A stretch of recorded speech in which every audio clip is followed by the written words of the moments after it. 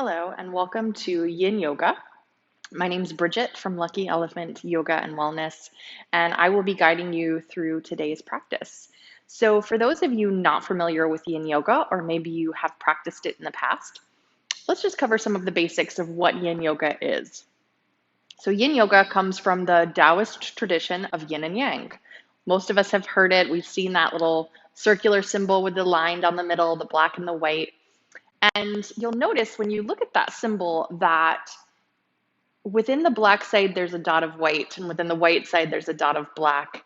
And so it symbolizes that the two energies of our body, our yin and our yang, we really need a balance of the two to find harmony, to find peace, and to find balance in our lives. That we don't need to only be relaxed and calm all the time, but we also don't need to be hyperactive all the time either. And when we find a little bit of both within our situations and we find kind of a great combination of two, our body finds harmony and our world finds harmony as well.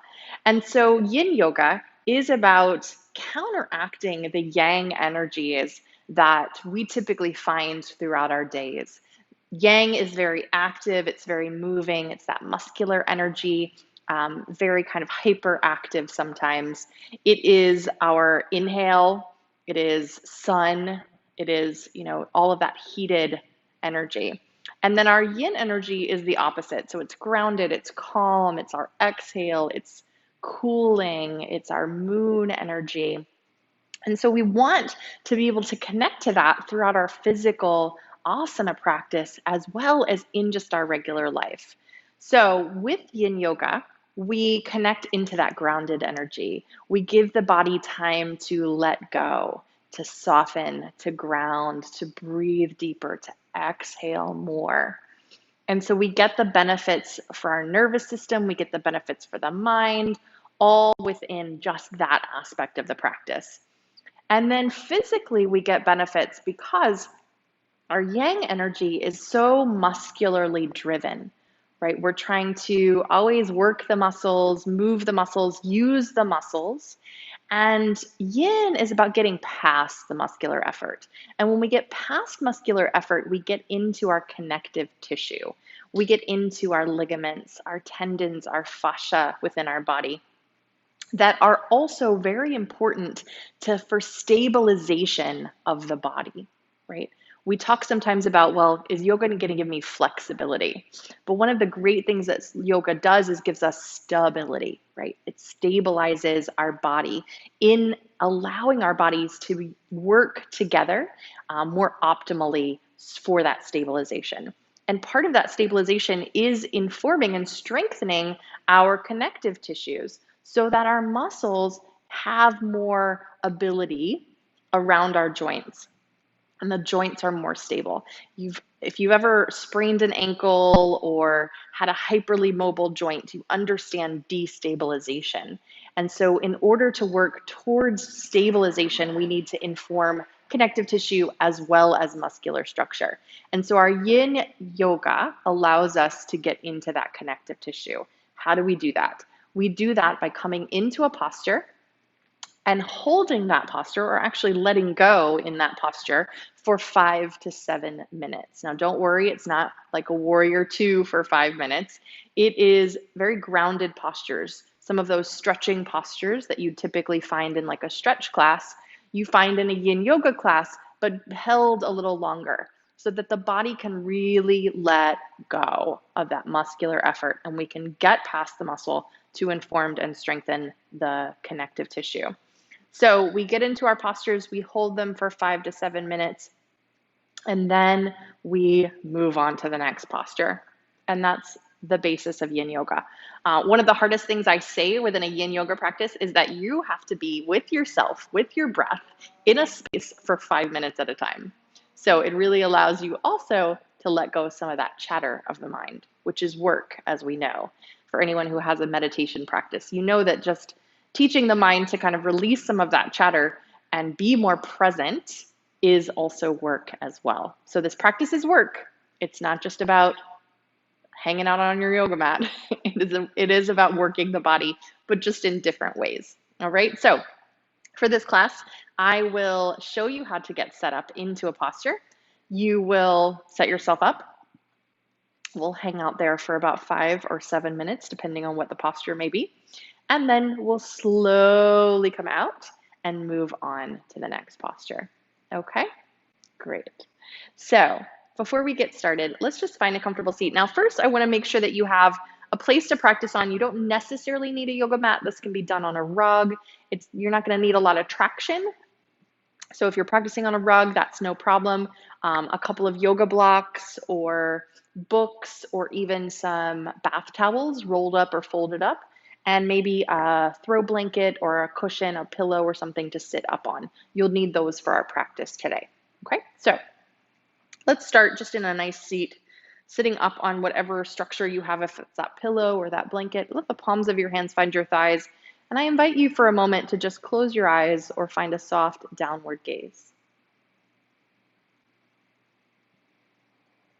And see if you can start to notice your breathing. And don't try to change it. Don't try to alter it in any way. Just simply notice and bring attention into the breath.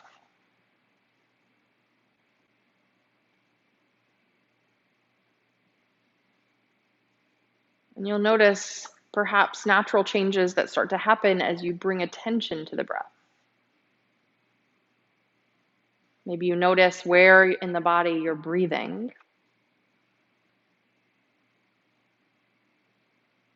Our breath tends to kind of start to settle in a little bit more when we just bring attention to it.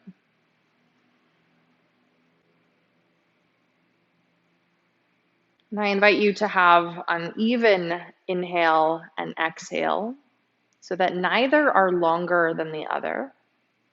Sometimes we can do that by adding a count, or sometimes you can just simply notice.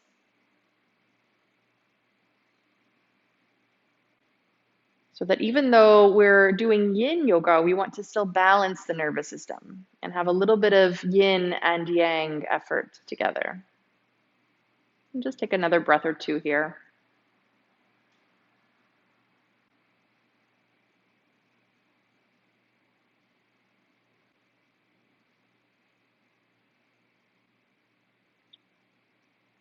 And you can let your eyes open or the gaze lift. And we'll come into our first posture. So our first posture today is going to be caterpillar.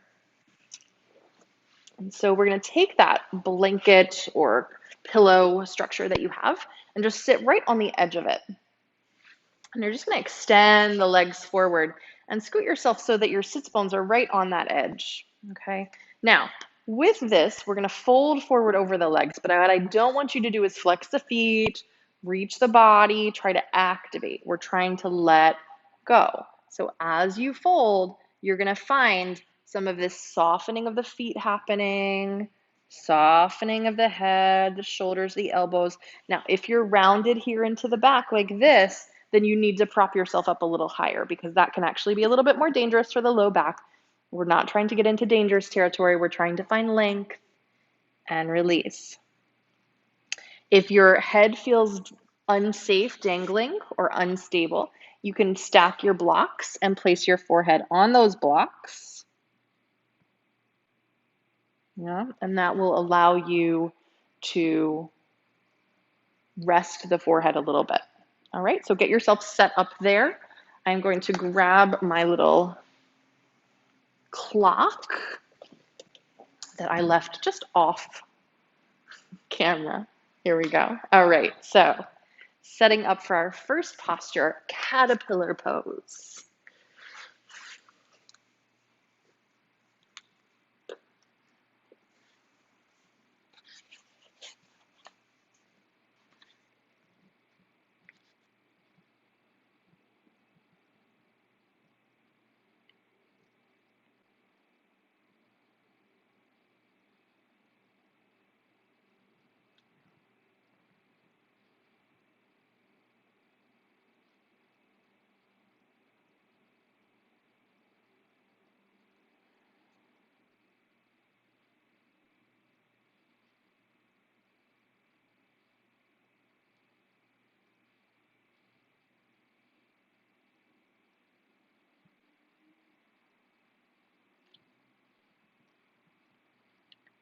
One of the most important things to remember in yin yoga is your own edge.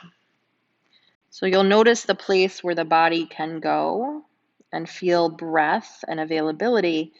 And then you'll notice the place that's just a little bit too far. And so I want you to go just before that place that's too far, to the place where you can breathe, soften. And then as the edge begins to move a little farther away, you can adjust, whether it's adjusting the block or just taking a big full breath in and a breath out, and letting that edge travel with you.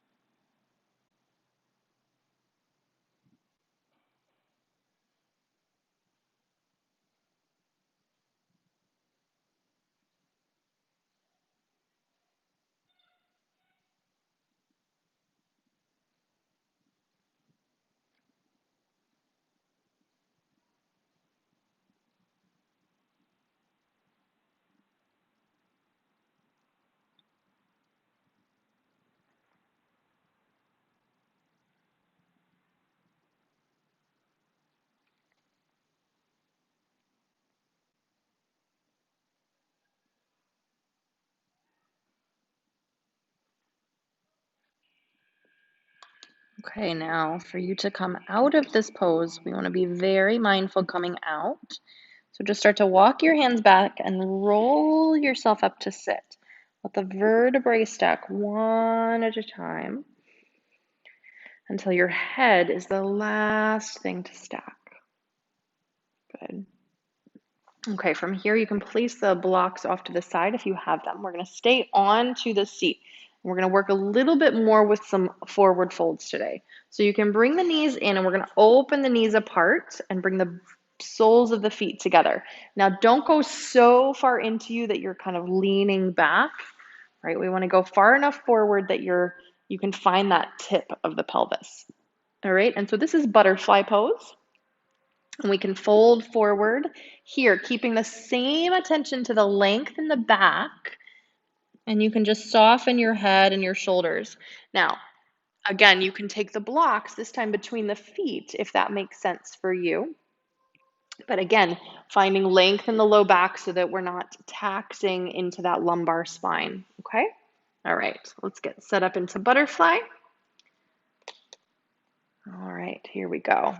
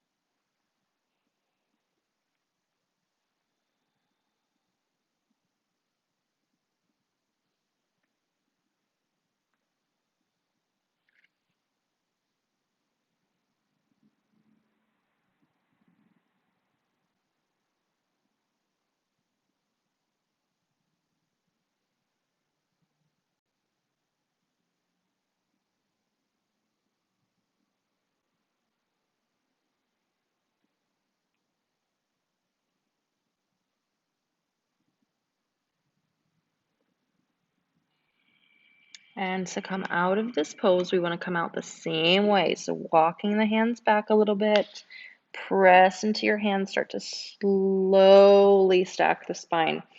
We do not want to try to activate the back muscles too quickly.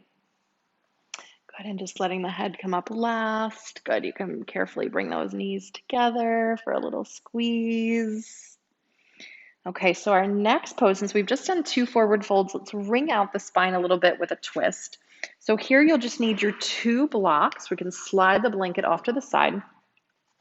And I'm going to take those 2 blocks and place them in an equal sign on their lowest height. Okay, again, you can do this with towels folded up or rolled up even. And so we're going to sit onto my right hip first, bringing my knees together, and then I'm just going to turn towards my blocks.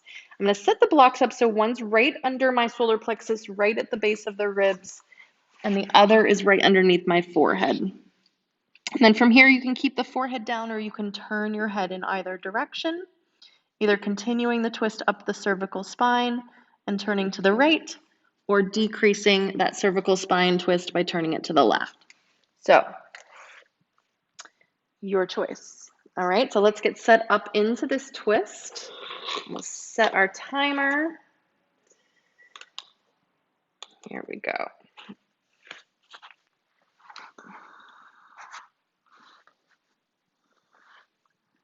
See if you can let the elbows soften and the shoulders soften. Again, remembering that if you try a position, you don't have to stay there the whole time. If something starts to feel less available or more available, you can adjust. And just following the breath.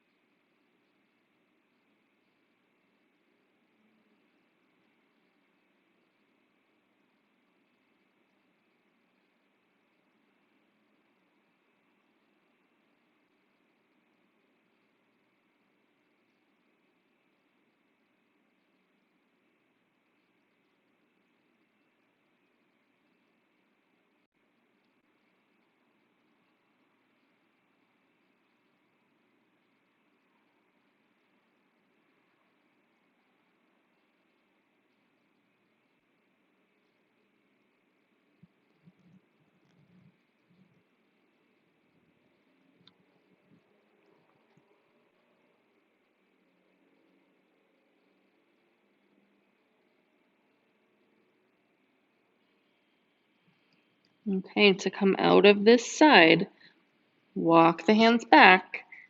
Good. Press into your hands, slowly rolling up.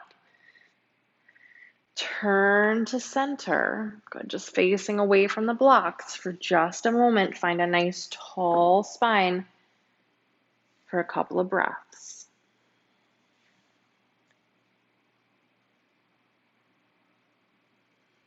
Okay, and so now let's try the other side with our twist. So coming onto the left hip this time. Go ahead and setting up our blocks. And then we will set our timer. Here we go. So we're turning either forehead onto the block or turning the head. Remembering that one side of the body is different than the other. So what you need on one side, or the positioning even of the blocks on one side, may not be what works for the second side. And that's totally great.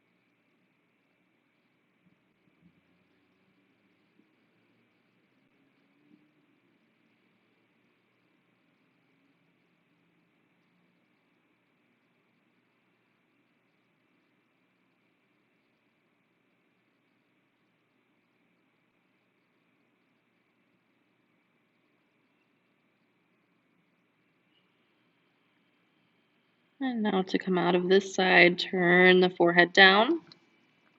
Walk your hands back, slowly press yourself up to sit. Good, again, just turning to face neutral for a moment, just a breath or two, nice tall spine. Good, so our next posture we'll do is heart bench. So we're gonna take those two blocks and place them in a T. Now, there's many kind of positions you can do with these blocks. You can have them both on the middle height. You can have one on the low. Actually, you could have both on the low. You could have one low, one middle, one high. Kind of depends on your own structure of your body. So typically I say start both middle and then you can adjust. Okay, so for me, I know that I need this one turned up because of neck and shoulder tightness. Okay, so this block, I'm going to turn around. I'm going to face away from my blocks. This block is going to start right at the space where my lumbar and my thoracic spine meet. Okay, so I'm going to go right here. My hips still stay on the ground. My sacrum's on the ground. And then this block is going to come right underneath the back of my head. Okay. And then my shoulder blades are just going to wrap around this long block.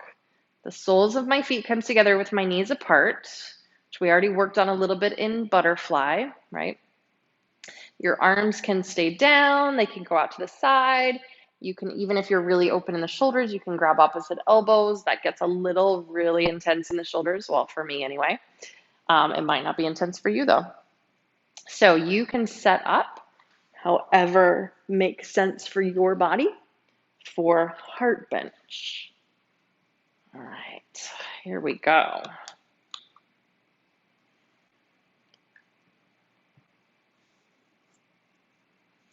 And if your hips are feeling cranky at all, you can also just extend the legs.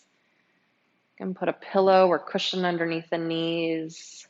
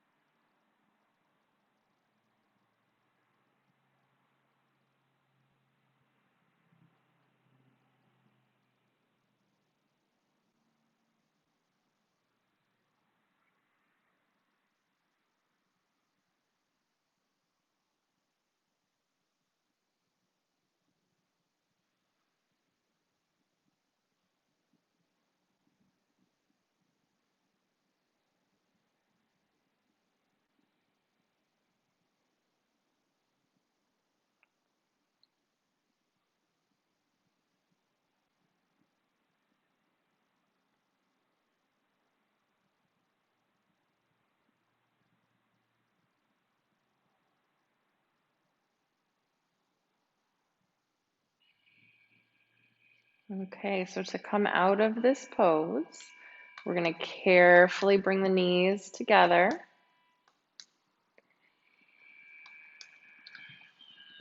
And then roll to your right side and slowly come off your blocks.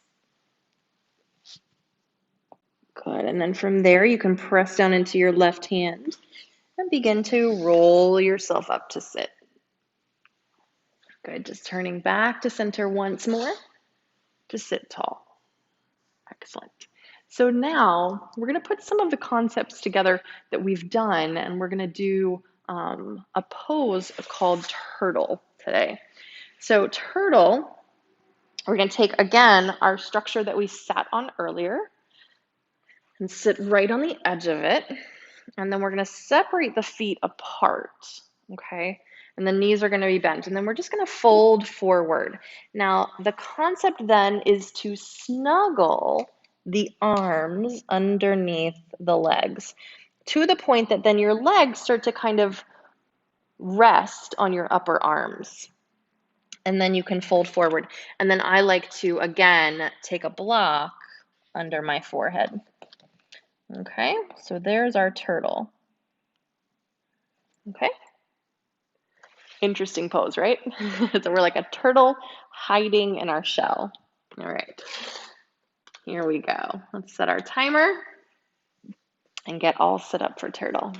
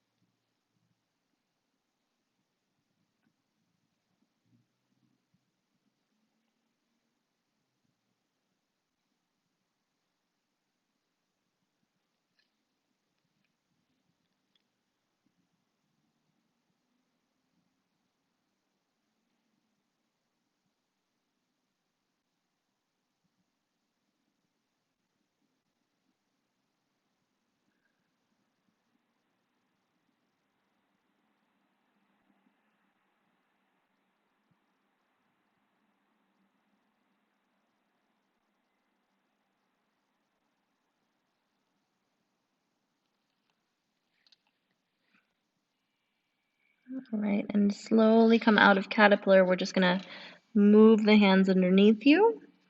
Press into those hands. Again, rolling up through the spine. Very mindful and careful of the back. Then we stack nice and tall. Awesome. And now, what's left to do is Shavasana. So from here, we're just going to lie onto our backs, and I invite you to lie as close to flat on the back as possible, without as much support as possible. So when you lie on the back, if your low back is just completely uncomfortable, or your head and neck are completely uncomfortable, then please absolutely place something under the knees or something light and small underneath your head, nothing too thick or heavy. But if you can come into Shavasana and just release the body, this is the best time to really reintegrate everything into the body and let the body absorb all of the benefits that you have done in your practice today. Shavasana is one of the most important poses that you can do, and I hope that you honor that and take Shavasana with every practice that you do, whether your Shavasana is 5 minutes, 10 minutes, 15 minutes, or even 20 minutes. The benefits of Shavasana are very great for the physical body, for the mind, for the breath. Everything can really integrate very well together. So let's lie onto our backs. Oh, very carefully releasing, right? We've done some forward folding, we've done some backward bending, we've twisted today so the spine gets to come back to neutral, and feel all of the effects of that. So the arms are just out on a little diagonal away from you. Feel the breath flowing deeply in the belly and the ribs.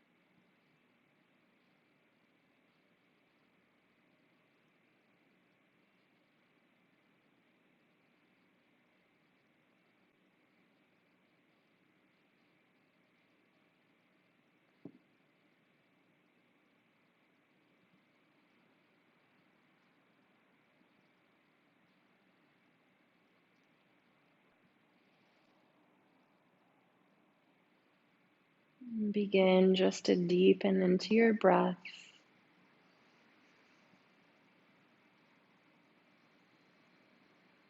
Wiggle your fingers, wiggle your toes. Let your arms reach overhead, stretching fingertips and toe tips away. And then bend your knees and slowly roll to your right side. Take a moment here on your side just to breathe and be. And press into your left hand and slowly start to roll yourself up to sit. Once more, allowing the head to be the very last piece of the puzzle. And we'll find ourselves again in a nice tall seat. And again, I invite you to have the eyes closed or in a soft downward gaze. Notice the sensations within the body, physical, emotional, sensations of the mind, the breath.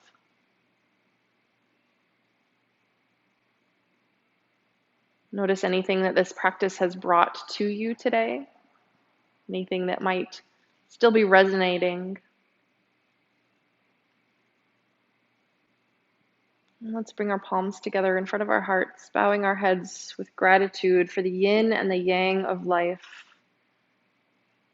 for the moving, the breathing, the resting, the grounding, and for finding lesson and joy in all moment, finding balance and peace. Namaste.